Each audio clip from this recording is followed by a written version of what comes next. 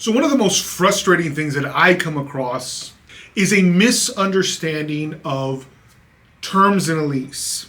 Unfortunately, it's clear that tenants aren't the only ones who get these wrong. Many landlords still don't quite get how the terms in their own leases work. And when you don't know how your terms work, you don't know how to enforce them. And when you don't know how to enforce your lease, you lose money. We're talking all about that today. Let's get started.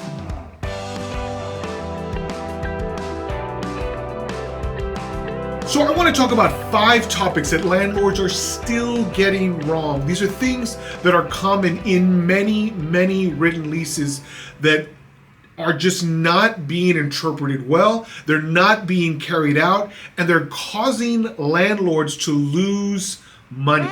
The first of these is a misunderstanding of how late fees work. Typically, a written residential lease will say something to the following effect. Your rent is owed on or before the first day of the month. That means that rent is owed on or before the first day of the month.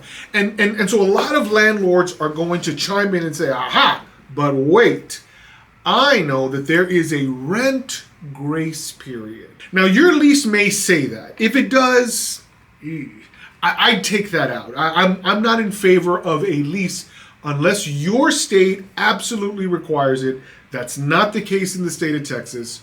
But if your state absolutely requires it, you give a grace period, you really should understand what that means if it's required at all. In Texas, for example, you're not allowed to charge late fees before the 4th day of the month. The state legislature carved out in the Texas Property Code what they call a safe harbor. Even the legislature doesn't call it a grace period. It is a safe harbor. And the only safety that they're guaranteeing is the addition of late fees. They don't mean that the rent isn't late on the 2nd or the 3rd day of the month. Instead, what they're saying is if your landlord accepts rent on the 2nd or the 3rd day of the month, you cannot be assessed late fees until the 4th and thereafter. Can a landlord on day 2 say, sorry, notice to vacate, you gotta go because of non-payment? And the simple answer is yes, a landlord can do that because the rent is due on or before the first day of each month. And so any payment thereafter is late payment. Now, you may say, well, Ernie, it's bad business. On the 3rd, I'm going to accept the rent because it's easier for me to keep a tenant that pays late than to go out and have to find a new tenant. Okay, granted. But if you're not issuing a written notice of default, you're maybe creating a more long-term problem with this tenant. If your tenant ever pays beyond the 1st of the month, you should be issuing written notice. Even if it's the 2nd day, even if it's the 3rd day, even if in your state you still cannot assess late fees, if your rent is due on or before the 1st of the month, you can issue a notice of late payment, even if you can't issue late fees. I'm a numbers guy, and one thing that bugs me is the issue of numbers and how often people get numbers totally wrong. That happens a lot with the 30 days advance notice for termination. Too many landlords and tenants get this provision dead wrong. They're convinced that at any time during the course of the lease, so long as 30 days of notice is given to either party, that one can simply terminate the lease with those 30 days. What they fail to recognize is when those 30 days becomes effective. Notice that the lease says it's advanced notice of at least 30 days. So let's do some math. Let's say, for example, that a lease begins on January 1st of any given year and ends on December 31st of that same year. And I'm the landlord signing that lease with the tenant. And the lease itself has an automatic renewal clause that says, unless one of us sends notice to the other, this lease will continue on a month-to-month basis, or either side can give the other 30 days advance notice. And let's presume then that on that very same day, I decide, I would like to terminate this lease. So here is my 30-day notice to you, notice of termination. And I hand it over to the tenant. Is that valid? Well, it is valid, but I'm not giving a 30 days notice. I'm giving at least 30 days notice. In fact, in this scenario, I'm giving 365 days worth of notice, which is more than 30. So I've given at least 30-day notice, but the effective date isn't January 31st.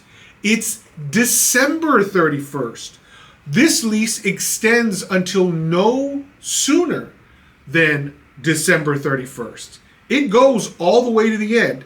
And any time between now and then, as long as I've given no fewer than 30 days, I can give 365 days, but I can't give fewer than 30 days.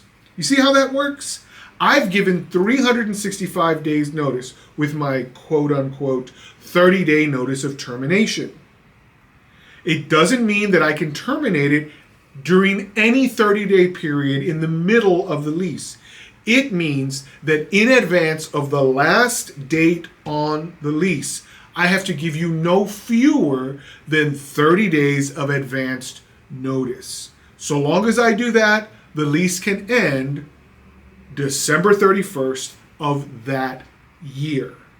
And that's the way it works. It's not any 30-day period before. It's a 30-day period starting all the way at the end of the lease and then moving backwards in time from then. And so if I'm in the middle of December, that 30-day notice would not function for the end of December, right? If I'm on December 15th, I don't have 30 days, and so I could not possibly terminate it by the end of the month, but I could potentially terminate the lease 30 days from that particular date. So keep in mind, it's not any 30 days, it's at least 30 days from the last date on the lease.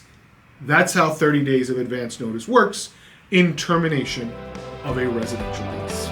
Landlords, I hope you're enjoying this video. Give us a like to indicate just how much you support this channel. Many leases have what's called a non-waiver clause, which essentially says the following. I could waive a certain fee or certain right or certain action that I can take.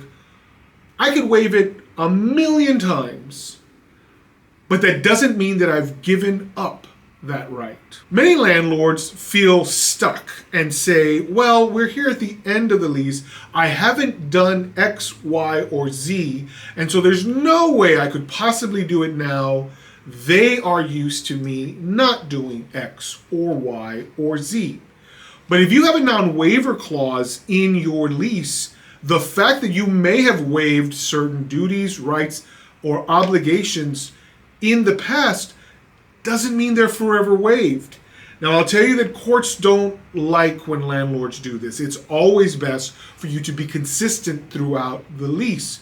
But that non-waiver clause is there for a specific reason. It's there so that if you later decide to enforce a rule or to enforce a fee or to make some requirement absolutely necessary, you still can do it. Make sure that if you're in a situation where you believe you've lost or you've waived a right, if your lease has a non-waiver provision, that you stand your ground and you let your tenant know you in fact can do it even if you've waived it 1,000,000 times by virtue of that clause. Modification of leases happens all the time, but it doesn't usually happen the way you think. Too many parties, landlords and tenants, believe that a modification of a written lease can occur through oral agreement. And that's just not true. In fact, your lease may specifically prohibit that very thing. And that's because in contract law, we just don't like the idea of a written agreement being modified by oral terms. Because of this, make sure that if you intend to modify something, that you do the following. Number one, get it in writing. Number two, make sure that all of the original parties to the original agreement, in this case we're talking about a lease, sign the modification as well. Because if you've got a lease that's modified by 3 parties but was originally signed by 4, you don't have a modification. And so the only way to make that modification valid is if all of the original parties sign terms to new agreements. And it doesn't matter if you've got a conversation recorded on a cell phone or shot on a video camera where you can prove to the court that the other party said this or accepted that or agreed to this. They're going to point to, if they're smart, the term in the lease that states this lease, which is in writing, can only be modified by a writing that is signed by all parties. Because that's the way contracts work. Again, the fact that you've got a recording doesn't mean a whole lot if you've got a written agreement. Remember, oral terms generally do not have an effect on written terms. So if you intend to modify something, make sure that you get it in writing, signed by all the necessary parties. First and last. I hear these terms a lot, but they're not generally used in a proper way. Landlords will talk to me about a lease agreement that's been entered into and how at the beginning of the agreement they took first and last month as part of the lease agreement. And when I ask a few more questions, I ask, well, did you take first month's rent and last month's rent and a deposit?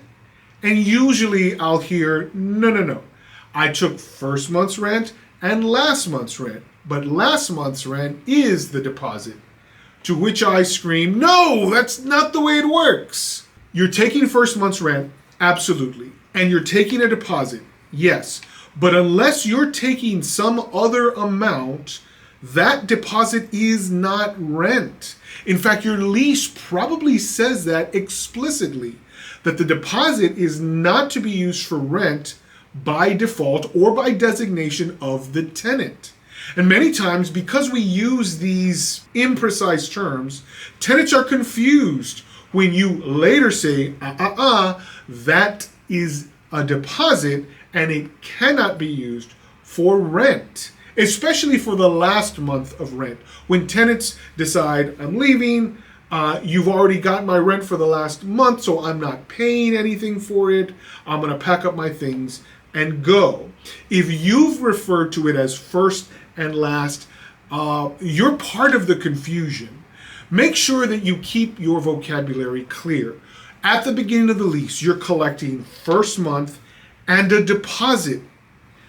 Because, get this, even if you collected last month's rent, that's still a deposit. Anything that's paid in advance is a deposit. And in the state of Texas, anything held on deposit generally cannot be used, again, by designation of the tenant as rent. So what you don't want is some kind of confusing term in your lease. Make sure specifically that your lease designates the payments that you collect upfront at the beginning of the leasehold are first month's rent and a security deposit. If your lease says anything about last month, or if you have expressed anything about last month to confuse your terms, we know that oral statements do not modify written ones. But if you've contributed by referring to something as last month's rent, you're kind of opening the door for problems you otherwise don't need to. Make sure that you are consistent with the way that you are describing your lease terms. First month's rent and deposit. That's it. Don't talk about last month's rent. You should expect the last month to be paid upfront in advance, and that security deposit to be used not for rent at all, but its intended purpose is to be used to cover any damages or any potential fees that are accrued by the tenant during the last month, so that when they leave, if there are no damages or there are no fees or nothing at all is owed by that tenant, you can simply refund the deposit and be done with the tenancy. And the truth is, sometimes tenants leave a tenancy owing much more than the security deposit. There's no reason for you to put yourself in the hole when it comes to fees owed by your tenant. That rent is due on the last month, just like all the other months, and the security deposit is there to protect you against damages left by the tenant. It's important that you have security deposit funds in place in the event that your tenant has gone overboard and left a mess of the place, which happens from time to time. If your tenant has ever left your place in a complete disaster, I've got a video right here with tips on how to deal with that exact problem.